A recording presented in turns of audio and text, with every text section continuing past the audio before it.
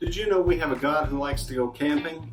It's the weirdest thing, but it's all through the Bible. I'm going to share a couple places with you, and then we'll think about why that camping God theme shows up. Welcome. You're at the Takeout from Community Church. I'm Jeremy. I'm the pastor. I don't usually get to preach in a t-shirt, so this is good. But the reason I'm wearing a t-shirt is because this is what I do when I'm camping. I don't go camping very much. Our church goes camping a couple of times a year. But you know, you get out. And it's weird to think, what's the appeal of this camping? What's the appeal of having to walk across the campground to go to the bathroom or take a shower? What's the appeal of, trying to get dressed in a smaller space than you can stand up? And what's the appeal of all these things? Yeah, that's weird. Why would God like that? Well, maybe God doesn't care where the bathroom is. And maybe God doesn't care about the shower. And God doesn't have to stand up and get dressed. So that could be it. But I think there's more. So let me tell you a couple of the stories. We're in the middle, we're in number 5 of a series on Moses. And so this will come to Moses in a minute.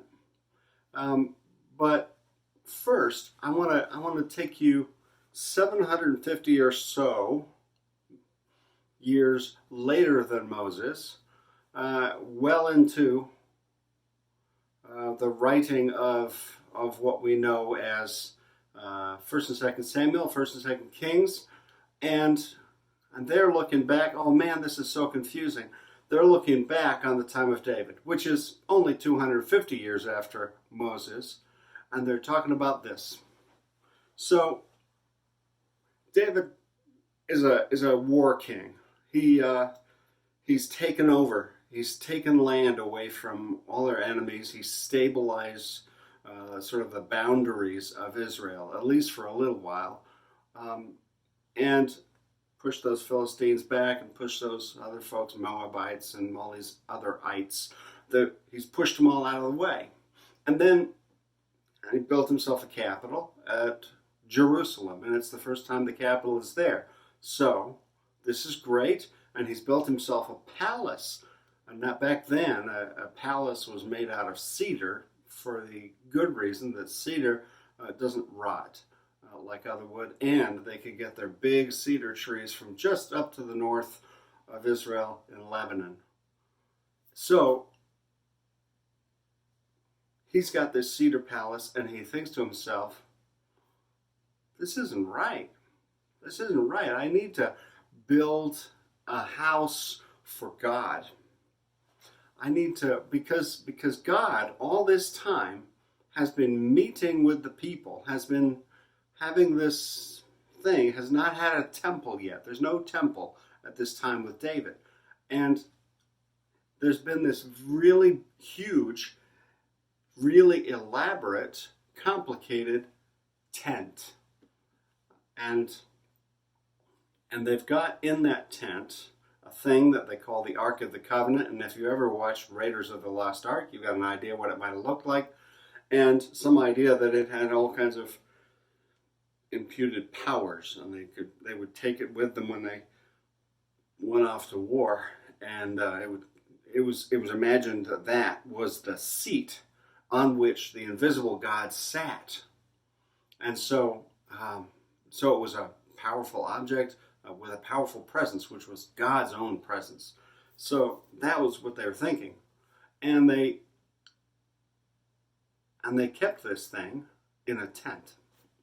Now the rules for building the tent are all written down in the book of Leviticus, and all the descriptions of exactly what they have to do and how this thing is supposed to be constructed and the dimensions are. So we've got this idea of a tent that looks like a temple, except it's made out of fabric. And we don't know how accurate it was. We don't know if there ever really was a tent that looked just like that, or if it's sort of written down by people 700 years later saying it should have looked like that. But it is a tent. And it goes back to the days in the story in Exodus, way back in Exodus. The story of Moses leading the the people through the desert, and they get to Sinai, and they get the tablets with the law on them and all this, and included with all of those rules is the development of this tent, a tent, as they call it, a tent of meeting, which is what tabernacle means. It's a tent to meet in. And so they built this thing, and they carried it around. They had to take it apart and have loads of people carry the posts and carry the decorations, which are all made out of fancy stuff. And I don't know where they got all this when they're in the desert, but 40 years in the desert was plenty of time to develop this tent culture. And it made sense because they were a tent people. They were a people who lived in the desert as nomads for 40 years. And if you ask a historian, chances are these were a nomadic people anyway. They were certainly nomadic in the time of Abraham and Isaac and Jacob, when they went from place to place. It just tells about how they went from this place and then this place and then this place, and they take all their flocks with them. And that's nice. That's great. So they do all this traveling, and they're a tent people. They live out on the edges of the desert, and they worship a God whom they understand is living up on mountaintops. They worship a God who is, as they call him, God on high, which means really God in the high places, up on the tops of the mountains. And this God is kind of austere and don't mess with me kind of God, and not known for being gentle and nice, and gets mad now and then, and has a lot of rules. And that's how they understood where God is and how God was. This is ideas going way back to 2,000 years before Jesus. So they've got this tent, and when they settle, they start by putting that tent at a couple of different places, and putting the ark in a couple of different spots they try. And then finally, there's a whole story about it. They bring that into Jerusalem after David has set up his capital there. And then he starts to ask this question: why is God living in a tent and I'm living in a house? Doesn't it seem better to live in a house? Now, so let's ask about the house of God, the very idea of God being in a house. Because one of their ideas really was that God kind of lived there, lived at the place where the tent was. God was going with us, and the tent is a symbol of God's presence, and maybe they believed literally was the mark of God's presence, and the Ark of the Covenant, the place where God sat. It was the tent of meeting. It was the place where Moses would go and meet with God. And so how could we do better than that? Let's just keep it. And 250 years later, still in a tent. And David gets this idea. And David says, and this is all in 2 Samuel, by the way, in case you're wondering where to find this story. David says to himself, I want to build a house for God. Because after all, I'm a builder king. No, he's not a builder king. He's a war king. Okay. But I want to build a house for God. That's what I want to do. And he's got sort of a prophet who is his confidant. And he checks this out with him. The guy's name is Nathan. Nathan is great. There are lots of stories that involve Nathan and David that are, Nathan's a punchy kind of guy. But Nathan says, okay, so you want to build it. God seems to be blessing you with whatever. So you just go ahead with whatever your plan is. It's probably God's plan. Go. But then, that night, Nathan has a dream. And God comes to him and says, no, you better go tell him no. Tell him no, you're not building a temple. And he goes and he tells him, David, God came to me. Sorry, temple plans are off. You don't get to build it. Your son will build it. Your son, Solomon. And so that first temple is called Solomon's temple. Because indeed, his son Solomon, one of his many sons, but the one who became king, is going to be the one who builds the temple for God. Nice. Nice. Something to hand on. And it's good news for David because it means he's going to have a son who carries on the kingdom and has enough stability to build a temple, which is awesome. So David's cool with that. But along with Nathan's message comes this observation from God. Besides the usual, who are you to build me a house? There's a, did I ever ask for a house? Haven't I been perfectly happy traipsing around the countryside in a tent? Haven't I always been with you in a tent? Why do you want to change that? Anyway, you don't get to, your son gets to. But there's that profound question. Why do you want to build a house for me? It's kind of like, no, it's really a lot like asking, why do you want to domesticate me? Why do you want to tame me? Why do you want to control me? Don't fence me in. Don't wall me in. Don't say, because see, here's the trouble. We've been going off to war, and every time we go off to war, we don't take the whole temple, but we take the Ark of the Covenant. And that means I've got a little portability, a little movement going on. I can go from here to there, and that just is a living and important presence to the whole people saying, God's really with us. God's really with us. God goes with us. God isn't stuck there. But the idea of having a capital is kind of like in Hunger Games, the capital becomes the center of everything. Everything has to be controlled by and run from the capital. That's what matters. And so, if that's what you want to do, control everything from the capital, that's what David wants to do. He wants to centralize his power. Really, it's his son who centralizes power even bigger. He starts raising a standing army, gathering taxes, all of these things. They start happening under Solomon, who's more of an administrator than David. But here's this thing. Why do you want to locate me? Because if you locate me, then what you're doing is you're taking this religion, taking this faith, taking this worship, and you're saying we get to control it. You're saying we get to say where it is. And the fact is, for the next 500 years,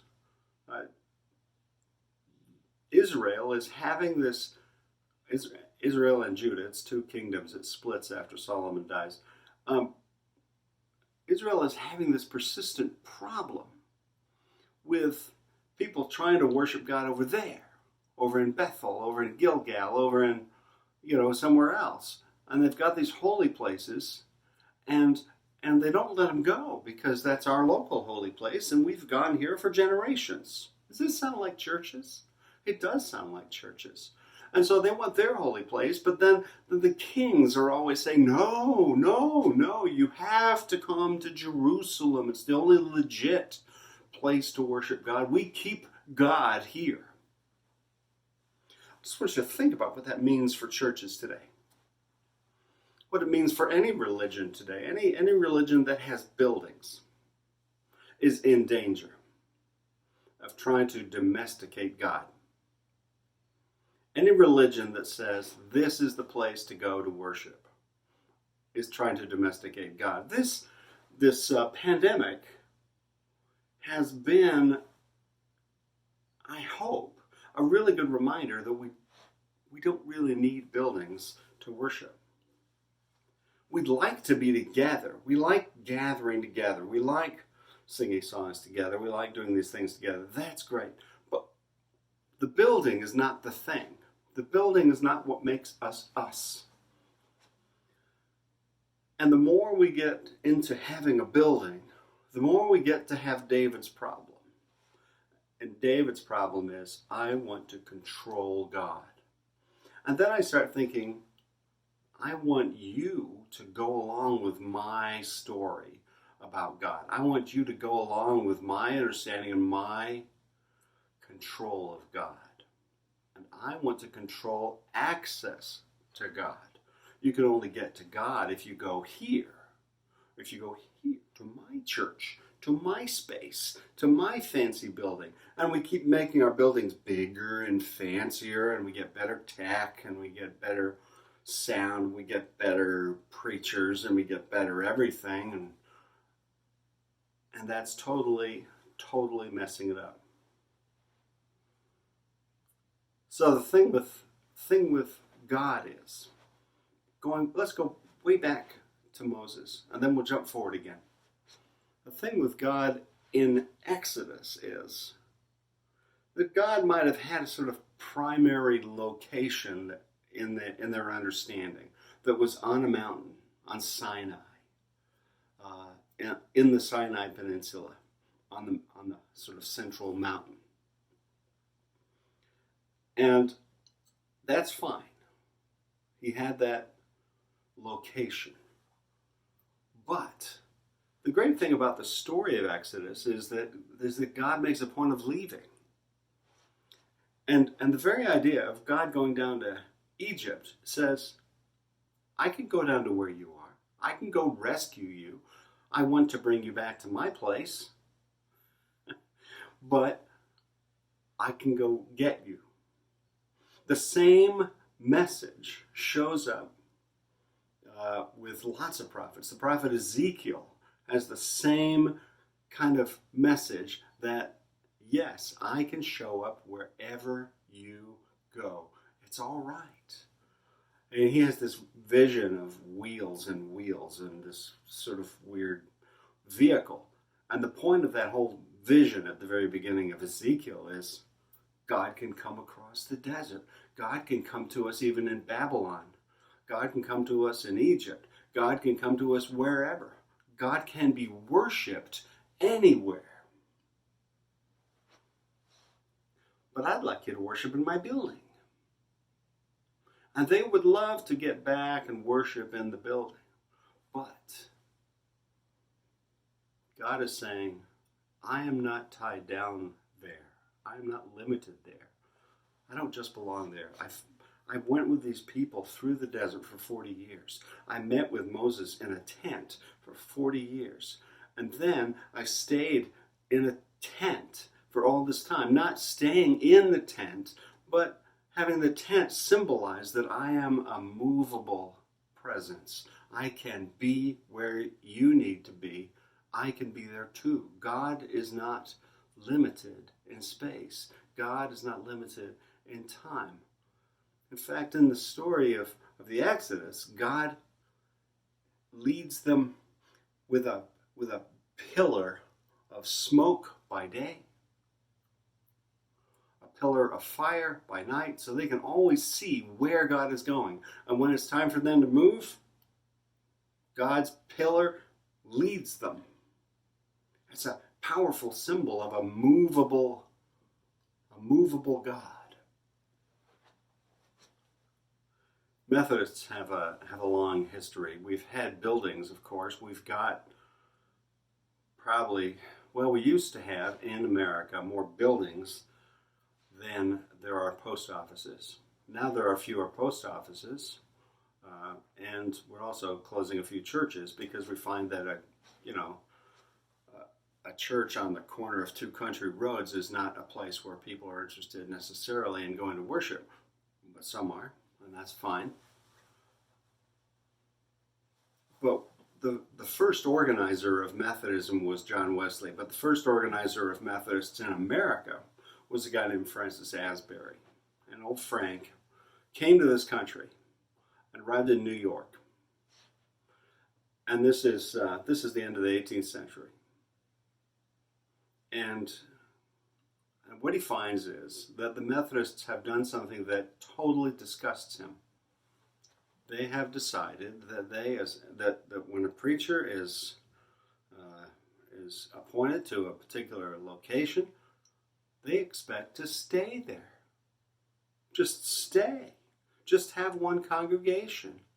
and just have one congregation all the time, just like that's a normal thing. And he is totally not okay with that. This is fascinating, isn't it? Because we live in a world where we expect pastors to go to a church and stay there. And we get upset when they get moved. They used to get moved all the time. They used to get moved every 6 months. But in that 6 months, they still had many churches to go to. And what Francis Asbury didn't like was having them set in one place, because then they start to feel like they own God, like they can control something, like they're in charge of something. We pastors really shouldn't be allowed to feel like we control anything. It's not good for us. It's probably not good for the people that we're trying to lead. So what kind of model of leadership should I be following? Should I be a David, going out and conquering territory and bringing more people in and controlling God and locating? Everybody come to me, everybody come to me. Or should I be like Moses? Follow me through the desert. Follow me to all these difficult places, and when we get there, God will be there. God will take care of our needs. God will not ask us to set up a society so that we can make ourselves comfortable. God will say, I want you to be living a life that is dependent on me. I want you to be living a life where you don't put all your faith in things and stuff and place, where you put your faith instead in God and learn to be faithful, obedient people. It's a whole different way of being church. We are practicing it now. You know, the whole being on the internet is so non-spatial, so unlocated, dislocated. It doesn't matter where I am to do this video, as long as I have camera, mic, all that. So there's a little message about our camping God. God who prefers to be not located. God who says, all right, go ahead, build a church. Or let the next generation build a church. Go ahead, make the church bigger. Get a bigger parking lot, whatever. But remember, I'm not the God of that place. You can worship me anywhere. I want to do ministry in that place. I want to do ministry in other places too. I want you to be open to the possibility that I'm going to move you again. I'm going to keep you moving. I'm going to keep you advancing. All right? Hey, thanks for coming and listening in to the Takeout. And I hope you got something to take out that's a blessing to you. Don't forget to check out our website to find out more, get more crazy opinions from me, and information about our church and all sorts of things, including how to give and how to get involved. We're still not meeting in the building, and we're okay with that. I'm Jeremy. God bless you.